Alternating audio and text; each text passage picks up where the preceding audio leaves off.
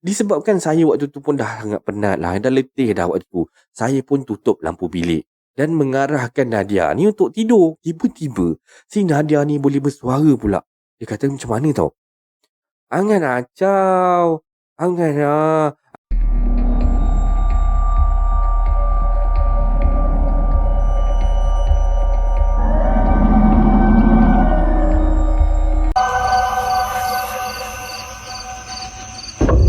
Assalamualaikum warahmatullahi wabarakatuh dan salam sejahtera kepada anda semua. Selamat datang ke channel Kisah Seram Malaysia. Jadinya diharapkan anda semua pada hari ini sihat-sihat belaka lah hendaknya ya, insya-Allah. Baiklah, semua kisah-kisah yang saya akan ceritakan kat sini pada hari ini anda anggaplah sebagai satu hiburan sahaja. Jadinya jangan terlampau taksub ataupun terikut-ikut ya. Baiklah, sebelum kita bermula, mari kita sama-sama berdoa kepada Allah Subhanahu Wa Taala. Rabbighfirli warhamni wajburni warfa'ni warzuqni wahdini wa'afini wa'fu anni. Rabbighfirli wali walidayya warhamhuma kama rabbayani saghira. Ya Allah, ampunilah dosa kami dan dosa kedua orang tua kami. Kasihanilah keduanya sebagaimana mereka mengasihi kami sewaktu kami masih kecil. Amin, amin, ya Rabbal Alamin. Jadinya, tanpa membuang masa lagi, kali ini KSM nak bawakan anda kisah Quarters. Jadi, marilah kita terus ke video yang pertama dengan lafaz Bismillahirrahmanirrahim. Mari kita mulakan.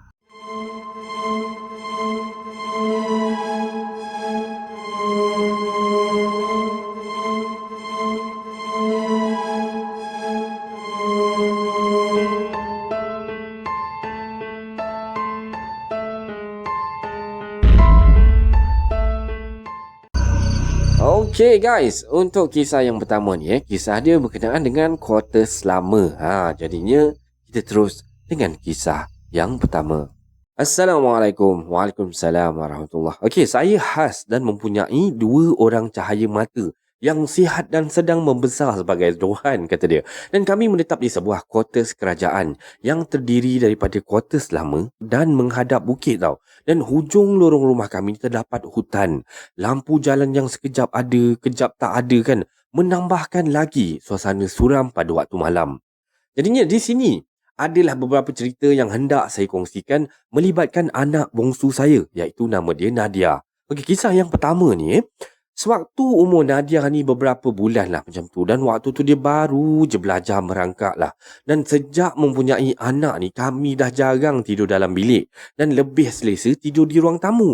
Dan ini adalah untuk memudahkan bangun di tengah malam. Sama ada nak memanaskan susu ataupun nak membasuh susu untuk si Nadia ni lah. Tambahan pula, suami saya ni kadang-kadang terpaksa bekerja pada shift malam. Ataupun bekerja sehingga lewat malam. Dan tempat kerja suami pula tidak dibenarkan untuk membawa telefon. Jadi bimbanglah sekiranya dia pulang nanti ataupun dia ketuk-ketuk pintu kat luar ni, saya tak dengar pula. Jadinya cerita dia macam ni. Pada satu malam tu, Nadia ni menangis tau. Tak berhenti-henti, menangis kan. Jadinya saya dengan suami ni terpaksa bergila-gila mendukung dan memujuklah Nadia ni. Shh, sayang. Shh. Dan akhirnya Nadia ni tertidurlah dalam kepenatan waktu tu.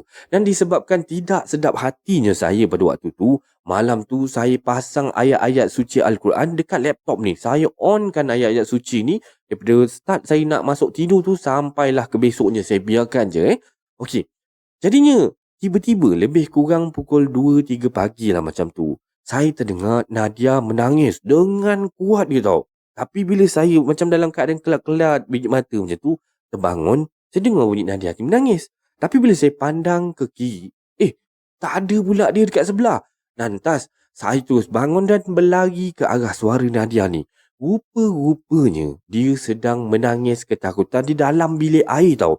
Dan saya ni waktu ni dah huru-hara saya tau. Terus angkat Nadia ni, terus peluk dia. Syukur Alhamdulillah waktu tu Allah lindungi Nadia ni daripada terjatuh ke dalam lubang tandas. Dan saya waktu ni kan, dengan suami saya ni masih tertanya-tanya lah, macam manalah dia ataupun Nadia ni yang baru je belajar merangkak ni boleh merangkak melangkaui kami bertiga. Saya, suami saya dengan abang si Nadia ni, dan melewati safety fence baby tu yang sedikit tinggi daripada ruang tamu sehingga ke bilik air. Dan kejadian yang hampir sama pun pernah terjadi sewaktu Nadia baru pandai berjalan. Satu malam tu, tiba-tiba saya terdengar suara Nadia ni menangis dengan kuat dia tau. Tapi dia tak ada dekat sebelah saya. Bila saya cek dah tak ada dekat sebelah saya kan. Rupa-rupanya yang Nadia ni sedang menangis ketakutan di tangga menuju ke tingkat atas. Dan saya tanya, Nadia, kenapa? Buat apa kat sini? Dan dalam tangisan dia, dia menunjuk ke bahagian atas tau. Dan dekat tingkat atas tu, dan dia menyebut, Mama, tu Mama. Dia cakap macam tu kan. Meremanglah saya dengan suami saya waktu tu.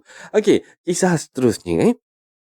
Okey, kisah kedua lah. Esoknya, hari Sabtu, kalau tak salah saya lah waktu tu. Dan suami saya pula waktu tu duty tengah malam lah. Dan hanya akan pulang pada pukul 8.30 pagi keesokannya. Jadinya setelah selesai semua kerja-kerja rumah ni, saya pun mengajak anak saya untuk tidur. Dan abang ni pula sudah mula menggosokkan mata, dah tanda macam dah mengantuk sangat lah. Tapi waktu ni si Nadia ni masih cergas lagi, masih ceria lagi, berceloteh, bercakap lah. Al-maklum lah, sejak dia pun baru pandai bercakap ni. Dan umur Nadia waktu tu dalam umur 2 tahun. Dan disebabkan suami saya ni hanya akan pulang keesokan harinya, saya pun membawa anak-anak saya ni tidur kat dalam bilik. Dan saya ni sambil menepuk-nepuk abang lah waktu tu. La ilaha illallah. La ilaha illallah. Tidak sampai 10 minit. Tengok abang dia dah terlelap dah. Tapi si adik dia ni, si Nadia ni masih lagi mengomel-ngomel lah. Tak tahulah budak kecil cakap apa. Anda tahu je lah, boleh bayangkan kan macam mana. Disebabkan saya waktu tu pun dah sangat penat lah. Dah letih dah waktu tu. Saya pun tutup lampu bilik. Dan mengarahkan Nadia ni untuk tidur. Tiba-tiba si Nadia ni boleh bersuara pula. Dia kata macam mana tau. Angan acau. Angan kacau kita. Macam tu tau. Dan dalam sama-sama cahaya lampu tu, saya ternampak tangan Nadia ni seakan-akan macam menepis-nepis sesuatu tau dekat belakang dia ni. Berkali-kali. Jadi saya terus, waktu tu bila pandang macam tu, terus meremang saya ni. Dan saya kuatkan hati untuk menegur Nadia waktu tu. Sudahlah tu. Tapi waktu tu si Nadia ni masih lagi ketawa tau. Macam gembira sangat. Dia cakap, Angan cerita. Terus saya bangun dan membuka lampu bilik. Waktu ni Nadia saya letakkan di antara saya, tengah-tengah lah. Antara saya dengan abang dia tu, dia dekat tengah-tengah. Dan Alhamdulillah, akhirnya malam tu Nadia tertidur tau. Okay, kisah ketiga. Okay, Nadia ni memang suka bercerita lah. Waktu ni mungkin dia dah besar sikit. Kadang-kadang saya pun tak pasti sama ada dia ni main-main ataupun tidak. Dan satu hari, adik saya ada datang rumah. Dan dia bercerita-bercerita lah dengan Nadia ataupun bermain-main lah dengan Nadia ni. Dalam bermain-main tu, Nadia ada bercerita dengan dia tau. Adik tak ada kawan sangat, kata dia. Adik kawan dengan hantu je. Dan hari tu, adik nampak tau. Ada kakak rambut panjang, berbaju putih, tak ada kaki, tak ada tangan dekat luar rumah. Sambil menundingkan jari dia ke tingkap sebelah ruang tamu tu. Saya pun ceritalah benda ni pada jiran saya. Dan jiran saya ni pun adalah cakap. Dia pun buka ceritalah. Yang katanya, ada kawan dia yang datang ke rumah pada waktu malam lah. Waktu dia datang tu, tiba-tiba dia ternampak ada Cik Ponti ni tengah terbang daripada bumbung rumah terus masuk ke dalam hutan.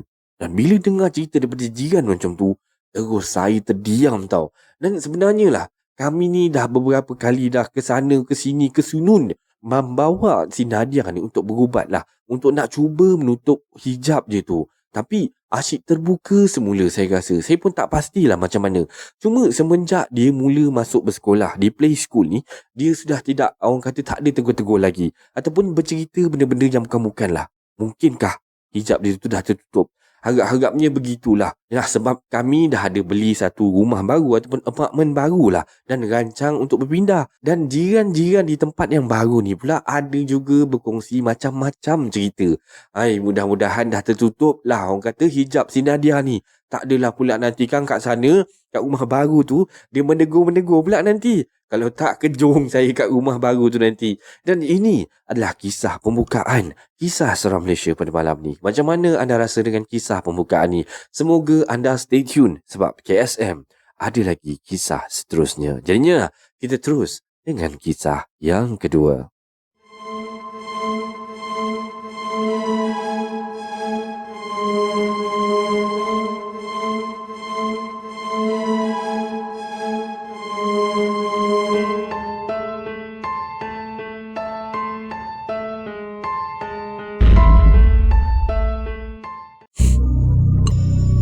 Okey, untuk kisah yang kedua tajuk dia menumpang quarters lama. Okey, kita terus dengan kisah dia. Assalamualaikum warahmatullahi wabarakatuh. Waalaikumsalam warahmatullahi wabarakatuh. Okey, Angah Ros dekat sini. Dan kejadian ini yang berlaku di rumah mak mertua saya. Dan mak mertua tadi ada memberitahulah yang rumahnya tu adalah laluan untuk makhluk halus. Seram tak kan? Okey, rumah ni rumah jenis atas bukit tau. Nasib sesiapalah kalau terdengar ataupun terdampak sesuatu. Jadi kaminya bila dah tahu cerita macam tu, dah pernah kena juga. Lepas tu kami pun dah jarang-jarang lah tidur dekat kampung ni. Sebabnya satu, suami saya pun dah banyak kerja kan waktu tu, dan tak lama lepas tu, anak yang sulung pula dah mula bersekolah. Tapi waktu tu lepas-lepas tu lah, ada jugalah kami bermalam di sana. Tapi cuma sehari sekali je. Tak adalah nak tidur lama-lama kan. Okey, dan bila kami tidur di sana pula, tempat tidur kami ni pun berpindah-pindah lah. Kejap di ruang tamu, kejap lagi dekat ruang tamu kat bahagian dapur kan. Dan kalau dekat ruang tamu dapur ni, biasanya nanti akan dengar lah bunyi paip air ni dibuka dan ditutup. Jadinya pada tahun 2012 lah macam tu, suami saya ni bertugas di Borneo. Dan masa tu anak yang sulung ni baru darjah 2 tau. Dan anak yang kedua pula darjah 1. Maka berpindahlah kami ke Borneo. Sementara kami nak mencari penempatan-penempatan tu, kami menumpang 4 ke 5 hari lah di rumah rakan suami saya sambil nak uruskan daftar masuk ke sekolah anak-anak. Dan waktu ni barang-barang ni masih belum sampai lagi. Termasuklah kereta, motosikal tu daripada Melaya. Dan sebaik saja suami ni dah laporkan diri dia ke tempat kerja dia lah. Kami pun dapatlah penempatan sementara di satu quarters agensi kerajaan ni. Dan kali pertama tengok quarters ni, saya dah rasa lain macam dah. Dah meremang-remang dah. Sebabnya quarters ni tak macam quarters lain tau yang biasa kita tengok. Yalah, kalau yang biasa kita tengok tu di rumah macam rumah flat kan. Tapi quarters ni yang kami dapat untuk tinggal sementara ni lebih kepada macam bangunan lama tau. Buruk sangat. Ada 4 tingkat dan tak ada lift. Dan setiap tingkat ni ada 4 buah rumah. 2 kiri dan 2 kanan yang saling menghadap pintu sama sendirilah. Dan sebelah kanan quarters ni ada 2 bangunan quarters kosong. Dan sebelah kiri pula ada 3 bangunan quarters yang berpenghuni daripada agensi kerajaan yang kami menumpang ni lah. Okey, dan pintu depan guard utama ni ada guard. Tapi yang jaga tu adalah yang jaga tapi jauh kat depan sana. Dan jarak antara quarters-quarters ni daripada pintu pagar depan tu memang jauh sangat-sangat. Alah, macam kalau kita tengok kamp tentera tu kan. Macam tu lah lebih kurang dia. Okey, kami dapat quarters ni yang dekat tingkat 4 tau. Sebab rumah pula, rumah sebelah tangga. Rumah depan kami ni masih kosong. Dan sebelah rumah kami tu, selepas tangga, kosong juga. Dan depan rumah tu ada penghuni. Masa tu saya mula masuk tu, saya ingatkan kosong. Sebab tampak macam tak ada orang. Tak ada tampak selipar ke, tak ada nampak kasut pun. Dan rupa-rupanya dekat situ dah ada rupanya ada orang yang dah kahwin. Pasangan yang baru je berkahwin. Duduk dalam rumah tu. Jadinya bila kami dah masuk je dalam rumah tu lah. Bila masuk je dalam rumah tu dah start lain macam dah. Sebabnya kan, bau-bau hapak macam dah lama sangat tinggal. Dan dalam rumah tu ada 3 bilik. 1 bilik mandi dan 1 tandas. Ada 1 bilik ni penuh dengan kotak-kotak kosong. Dan lepas suami beli barang, orang kata nak mencuci-cuci rumah ni semua, maka bermulalah operasi untuk kami mencuci rumah ni. Dan kami berdua dibantu oleh anak-anak dara lah waktu tu yang seronok main air. Jadinya saya waktu tu tengah bersihkan dapur. Dan dekat dapur ni agak pelik lah. Dekat pintu dapur sebelum keluar ke balkoni kecil yang hanya muat untuk ampaian baju, dekat situ ada tertampal ayat kursi yang agak besar jugalah. Tapi dia macam kertas je. Tapi saya biarkan je lah kertas ayat kursi tu. Cumanya saya bersih-bersihkan je lah habuk-habuk yang banyak melekat-lekat kat situ. Dan malam tu kami tidur beramai-ramai dekat ruang tamu beralaskan toto je dan bantal yang dipinjamkan oleh rakan suami. Dan suami pinjam motosikal jiran bawah ni untuk beli KFC je untuk nak buat alas perut kami pada malam tu. Begitulah kehidupan kami sehingga tiba barang-barang rumah daripada Malaya ni. Oh ya, lupa nak kata Malaya kan saya sebut dia tadi. Orang dekat sana ni panggil Semenanjung tu Malaya. Okey. Anak-anak waktu tu dah mula bersekolah dan anak yang kedua tu selalu protes tau. Tak nak pergi sekolah dengan alasannya kata tak ada kawan kat sekolah. Lah, satunya sebab katanya tak faham kawan-kawan cakap apa. Jadi susahlah mereka nak berkawan kan. Seorang itik, seorang ayam bercakap, mana nak faham. Okey, selalulah jadi adegan-adegan menangis melalak kat tangga ni kan. Sebab tak nak pergi sekolah. Maka bila anak-anak pergi sekolah dan suami pula kerja, saya duduklah dekat rumah bersendirian. Dan masa ni mulalah gangguan. Tengah masak-masak ni kan, masak-masak tiba-tiba macam deg deg deg deg. Macam ada budak-budak berlari kat belakang saya. Dan biasanya saya akan terlihat kelibat dua kanak-kanak kecil tau kat belakang ni tengah berlari-lari. Dia punya umur tu macam bayi-bayi macam anak saya je. Dia punya tinggi dia tu kan. Tapi saya tak pernah nampak muka diorang. Bila tengah basuh baju pun, diorang berlari tau. Ulang-alik kat belakang. Dan mesin basuh ni kami letak dekat ruang tandas. Sebab tandas tu luas dan dekat dengan Swiss. Jadi letaklah dalam tu. Dan bila tengah sibuk punggah-punggah baju dalam mesin ni, masa itulah diorang lalu lalang kat belakang tu. Mula-mula yelah, terkejut juga kan. Tapi bila dah lama, dah selalu sangat kena ganggu ni, dah jadi macam biasa dah. Dah lali dah. Tapi ada satu kejadian tu buat saya terkejut tau. Ada sekali tu, saya tengah masak-masak lah tengah goreng sayur. Tiba-tiba macam ada kepala hitam tau. Jenguk saya yang tengah masak tu. Okey, dia macam ni. Senang lah saya nak cerita kan. Kita tengah berdiri tau, tengah masak Lepas tu macam ada orang berdiri rapat dekat belakang badan kita. Lepas tu hulurkan kepala dekat belah bahu tu. Dan macam jengah tengah buat apa waktu tu kan. Saya punyalah terkejut macam masa tu sampai terbelatah mencarut tau waktu tu. Dan saya ni bukan jenis yang suka menyumpah tau. Sebab daripada kecil, kalau cakap benda-benda tak elok ni, mak saya akan ugut. Dia kata nak, cili mulut tu kan. Dan hari tu terkejut punya pasal geram pun dia. Tersumpah saya setan tu kan. Terus, saya capai tudung, capai kunci kereta dan terus keluar daripada rumah ni. Dan tiba dekat tingkat 1, jiran tegur kata dia. Nak pergi mana tu? Nak pergi ambil anak balik sekolah. Dengan tergagap-gagapnya saya cakap waktu tu. Awal no balik nak ambil anak sekolah. Senang. Siapa senang? Senang nak parking. Yelah. Sebabnya gara-gara terkejut hari tu. Sebab tengah masak kena sekodeng kan. Awal saya tunggu anak saya hari tu. Dan adalah sekali tu nampak suami dari dapur tau. Berlari ke arah bilik. Dan saya waktu tu dekat ruang tamu tau. Dan bila nampak suami ni berlari ke arah bilik ni, saya teruslah ikut sampai dekat bilik. Bila tiba dekat bilik tu, saya tengok, tak ada pula suami saya kat situ. Siap saya cek lagi. 2-3 bilik kat belakang ni, semua saya cek sampailah ke tandas kat belakang. Tak ada. Jadinya, dah sampai ke belakang tu, saya teringat, dalam bilik depan tadi kan ada toilet juga. Terlupa nak cek dalam toilet depan tu kan. Saya pun pergilah depan balik.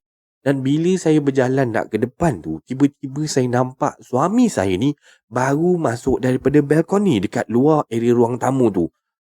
Yang tadi tu saya nampak siapa kan? Dan anak yang kedua tu pernah lah sekali tu siap cakap tau. Kata dia, Umi, kat tingkap bilik adik ada hantu. Dia cakap macam tu kan. Dan tingkap tu jenis yang bergeril tau. Dan ada pasang kawat hijau tu untuk nak halang nyamuk. Sebab kat belakang kuartus tu kan hutan tebal. Jadinya memang pasang tu untuk nak halang nyamuk lah. Dan 2 orang anak kami ni tidur di bilik bertentangan dengan bilik kami. Nasiblah waktu tu kedua-duanya dah hafal surat ayat kursi tu. Dan saya pun pesanlah pada diorang ni untuk baca berulang-ulang kali sebelum tidur. Dan adalah satu malam tu, saya tengah nak solat isyak lah baru je nak mula. Tiba-tiba, telekong saya ni ditarik daripada belakang tau. Macam tu, sampai terdongak kepala saya. Dan bila saya tengok ke belakang ni, kot-kot telekong saya ni tersepit ke apa ke, yang kat dinding ke macam mana kan. Tapi yelah, tak mungkin sebab telekong ni terpijak. Sebab telekong ni kan biasanya paras lutut je kan. Dan apa lagi lah, bila dah macam tu tak nampak apa-apa dekat belakang saya waktu tu, saya pun jerit lah panggil anak-anak saya untuk duduk temankan saya sampai saya habis solat dalam bilik tu. Jadinya bila saya dah selalu kerap kali kena gangguan macam ni, saya pun ceritalah pada kat suami saya kan.